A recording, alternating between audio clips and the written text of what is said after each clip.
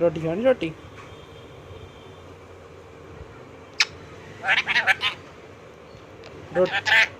रोटी ते पानी पीना रोटी ते पानी पीना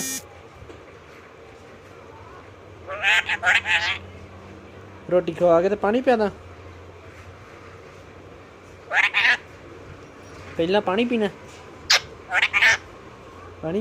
चल पानी भी देवांगे तेनू पहला वाहिगुरू जी कह